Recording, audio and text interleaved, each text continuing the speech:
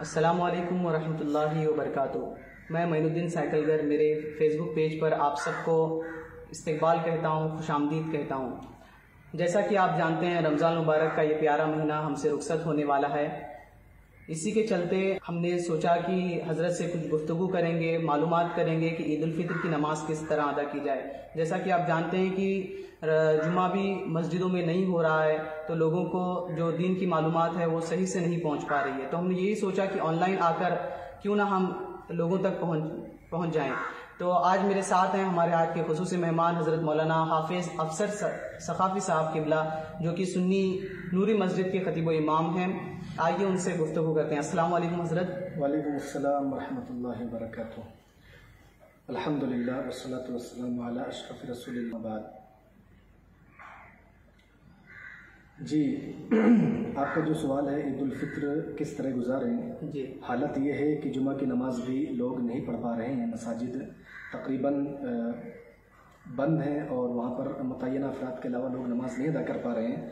تو اس کے اندر عید الفطر کی نماز کے لیے یاد رکھیں، عید الفطر کی نماز واجب ہے، شریعت نے اس کو ہم پر واجب کیا ہے، اور عید کا جو دن آتا ہے وہ اللہ تبارک و تعالیٰ نے رمضان کے آخر میں شکرانے کے لیے دیا ہے جی، کہ ہم نے اللہ تبارک و تعالیٰ کی اتنی بے شمار نعمتیں رمضان کی مہینے کی شکل میں، اور اس مہینے میں جتنی انوار و برکات سے ہم مستفیض ہو سکیں، تو اس کے شکرانے کے طور پر ہم رب کی بارگاہ میں اپنی پیشانی کو سجدہ ریز کر کے اللہ کی بارگاہ میں شکر بجا رہے ہیں۔ تو عید کی نماز ان حالات میں ظاہر ہے کہ مساجد میں صرف متعینہ افراد یا چند افراد کی ہی اجازت ہے، اس کے علاوہ دیگر حضرات مساجد کے اندر آ کر نماز عید نہیں ادا کر سکتے ہیں۔ لہٰذا اس کا جو مسئلہ ہے وہ آپ ذہن نشین فرما لیں کہ عید کی جو نماز ہے وہ جو افراد مسجد میں آئیں گے تو وہ نماز ادا کر لیں گے، باقی جو افراد گھروں میں ہوں گے تو عید کی نماز کا کوئی بدل نہیں ہے، جس طرح جمعہ کی نماز کا بدل ظہر ہے۔ اچھا، تو لہٰذا عید کی نماز آپ نے اپنے گھروں میں پڑھنی، آپ نے عید کی نماز کے لیے آپ نے اپنے گھروں میں اشراق کی نماز ادا کرنی ہے۔ اچھا، اشراق کی جو نفل نماز ہے جی، وہ آپ 4 رکعت ایک سلام سے اس نماز کو ادا کریں، اور اس کو فردن جی، یعنی تنہا پڑھنا یہ زیادہ محبوب اور پسندیدہ ہے، لہٰذا اسی کا التزام کریں۔ اور جب یہ یاد رکھیں اشراق کی نماز یہ نفل نماز ہے، جی، تو نفل نماز میں جس طرح آپ ادا کرتے ہیں اسی طرح آپ نے ادا کرنا ہے، یعنی سورت کے بعد سورۃ الفاتحہ کے بعد سورت ملانا ہے چاروں رکعت میں، اور پھر آپ اس طرح اشراق کی نماز ادا کرنی ہے۔ نماز ادا کرنے کے بعد 34 مرتبہ جو کہ تسبیح فاطمہ میں سے ایک حصہ ہے اللہ اکبر، اس سے آپ نے 34 مرتبہ اللہ کی حمد بیان کرنا ہے، جی، اللہ کی بڑائی بیان کرنی ہے، اللہ کی کبریائی بیان کرنی ہے۔ پھر اس کے بعد اپنے گھر میں ہی اپنے افراد خانہ کے ساتھ جو آپ کے گھر والے ہیں ان کے ساتھ اپنی عید سیلیبریٹ کریں، اور مصافحہ معانقہ جو بھی آپ خوشیاں آپس میں تقسیم کرتے ہیں اسے تقسیم کریں۔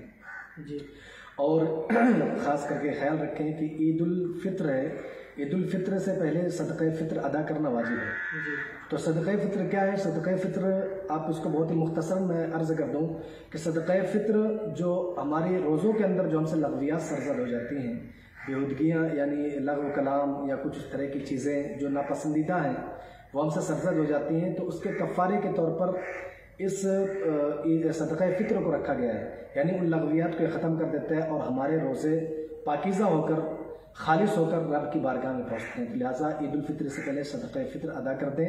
اس سال یہاں پر گوا میں فی شخص جو عید الفطر رکھا گیا ہے، صدقہ فطر رکھا گیا ہے، وہ 80 روپے ہے۔ لہٰذا کی طرف سے اپنے گھر کے ہر فرد کی طرف سے صدقہ فطر وہ نکالیں، اور یاد رکھیں صدقہ فطر بھی اس شخص پر واجب ہے جو مالک نصاب ہے، جو مالک نصاب ہے وہ صدقہ فطر اس کو ادا کرنا ہے اپنے گھر والوں کی طرف سے۔ جو بالغ ہے وہ خود ادا کر سکتے ہیں، یا تو اگر گھر کا کوئی بڑا فرد بھی ادا کرے گا تو ادا ہو جائے گا۔ عید کی نماز سے پہلے ہی ادا کرنا ضروری ہے۔ پھر اس کے بعد آپ عید کی نماز اپنے گھروں میں پڑھیں اور اپنی خوشیاں تقسیم کریں، اور یاد رہے کہ یہ جو عید کا دن ہے یہ خوشیاں منانے کا دن ہے۔ خوشی منانے کا مطلب یہ نہیں نہیں کہ آپ ہر وہ کام کریں یا کوئی بھی ایسا کام کریں جس سے اللہ اور اس کا رسول راضی ہو، بلکہ خوشی منانے کا طریقہ یہ ہے کہ آپ نے ہر وہ کام کرنا ہے یا ہر اس کام سے بچنا ہے جس سے اللہ اور اس کا رسول ناراض ہوتے ہیں، اور ہر اس کام کو کرنے کی کوشش کرنا ہے جس سے اللہ اور اس کا رسول صلی اللہ علیہ وسلم راضی ہو جائیں۔ تو اپنی عید اس طرح گزاریں جیسے ایک مسلمان گزارتا ہے، جیسا ہمیں عید گزارنے کا حکم ہے کہ ہم اللہ کا شکر بجا لائیں، اللہ کی عبادات اور ریاضات میں کثرت کریں۔ اللہ تبارک و تعالیٰ مجھ سمیت آپ سبھی کو عید الفطر صحیح طور پر منانے کی اور اس کی خوشیاں منانے کی توفیق عطا فرمائے اور صدقہ فطر ادا کرنے کی توفیق عطا فرمائے۔ والسلام علیکم ورحمۃ اللہ وبرکاتہ۔ بہت بہت شکریہ حضرت۔ جیسا کہ حضرت نے بتایا کہ نماز ہم سب کو الگ الگ سے پڑھنا ہے، کوئی جماعت نہیں ہوگی۔ اگر کوئی جماعت کرنا چاہتا ہے تو کر سکتا ہے، لیکن بہتر یہ ہے کہ سنگل ادا کیا جائے۔ اور اس سے پہلے ہمیں فطرہ ادا کرنا ہے جو کہ گوا میں 80 روپیہ بتایا گیا ہے۔ تو بہت بہت شکریہ حضرت جو آپ نے اپنا قیمتی وقت دیا، روزے کی حالت میں آپ نے ہمیں اپنے قیمتی وقت سے نوازا۔ بہت بہت شکریہ، ہم آپ کا شکریہ ادا کرتے ہیں۔ اسی کے ساتھ ہم آپ کو سب کو دعاؤں کے ساتھ، آپ کی دعاؤں کے ریکویسٹ کے ساتھ آپ سب سے الوداع کہتے ہیں۔ السلام علیکم ورحمۃ اللہ۔